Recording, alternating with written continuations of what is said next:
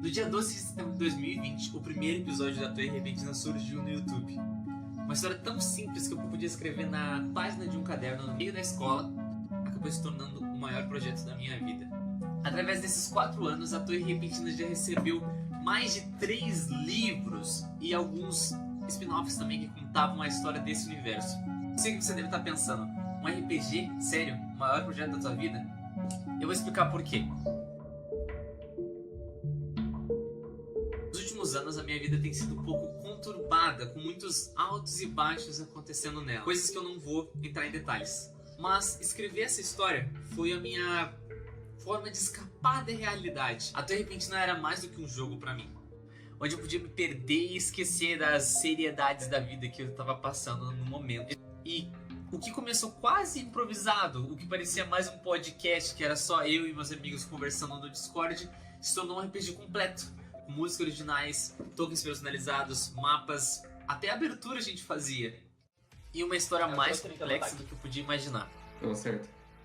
A história da Torre Repentina mudou diversas vezes nesses últimos anos. E honestamente eu já perdi até as contas de quantas vezes foi. Porque originalmente era uma história muito simples, que era basicamente os meus amigos entrarem numa torre e cada sala eles iam ter que enfrentar um monstro diferente, e no final eles iam encontrar um monstro super poderoso no topo da torre.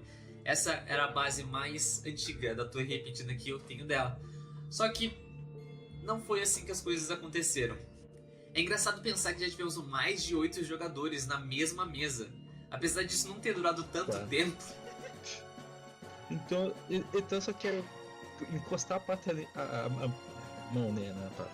Encostar a mão nele. Eu gosto de lembrar desses momentos. Muitas pessoas que a gente conheceu e passaram nesse projeto acabaram se distanciando. A gente acabou perdendo contato de muita gente incrível que participou do projeto, e outras pessoas simplesmente a gente não se sabe mais. Tem várias histórias sobre pessoas que simplesmente jogaram uma sessão e desapareceram, o que parece ser engraçado, mas algumas é até meio preocupante. Tem uma carta, alguma Tu vê coisa. que na frente da casa de vocês tem uma carta. Eu abro a carta. Tu abre a carta e tá escrito... Pô, peraí. O Urfgov caiu. Esse gosto. Mas isso é uma história para outro Ui, momento. Ele caiu Mas eu acho que é isso, né? A vida adulta cobra essas coisas da gente. A vida adulta é meio assim, a gente se afasta das pessoas e às vezes não tem muito que a gente possa fazer. Nem o melhor RPG do mundo pode prender as pessoas juntas para sempre.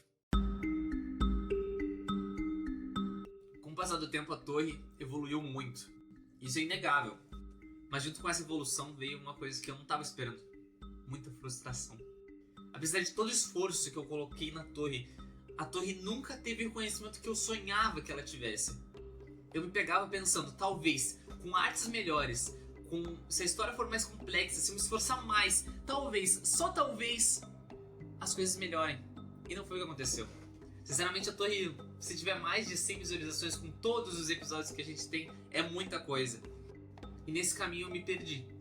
Escrever a torre deixou de ser algo leve e que eu me divertia fazendo, que era um escape pra mim, que era algo que eu fazia pra jogar com os meus amigos. E se tornou um fardo, um peso, um pensamento constante de inconclusão, de incompletude que eu tinha.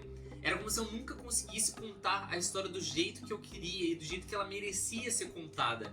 Vários momentos, em várias temporadas da Torre Repentina, a temporada simplesmente acabava ou ela mudava completamente a trajetória, porque eu não esperava que aquilo fosse acontecer da história que eu tinha escrito, porque os jogadores estavam fazendo. Se você é mais de RPG, você deve estar bem acostumado a escrever uma coisa e seus jogadores seguirem completamente outra. Então eu me perguntei, como que eu vou terminar essa história? Como que eu vou terminar isso se as pessoas que começaram a história comigo já não fazem mais parte dela? O ano de 2024 mudou muita coisa na minha vida, mas eu sabia que eu queria essa conclusão, eu queria terminar a torre, era a decisão que eu tomei. Em setembro, eu sabia que eu precisava terminar a Torre Repentina para continuar em frente, começar projetos novos, contar novas histórias, começar novos ciclos. Eu queria finalizar a história da Torre Repentina com a mesma grandiosidade que ela começou, com a mesma grandiosidade de que a história tomou. Reuni materiais antigos que eu tinha de temporadas passadas, planejei um desfecho, procurei amigos que pudessem me ajudar com esse último passo. Mas cada tentativa parecia que algo faltava.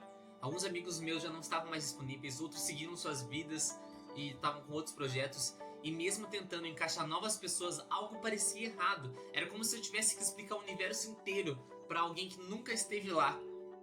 Era como se eu estivesse tentando construir uma torre, onde as fundações não estavam mais lá. Foi quando eu percebi. Talvez eu fosse a única pessoa que estava procurando esse final. Talvez a história que eu queria tanto encerrar não precisasse de um final perfeito. Ou sequer nem precisava de um final. E talvez o mais importante ainda era entender que esse desfecho que eu queria não ia me trazer a satisfação que eu tanto procurava.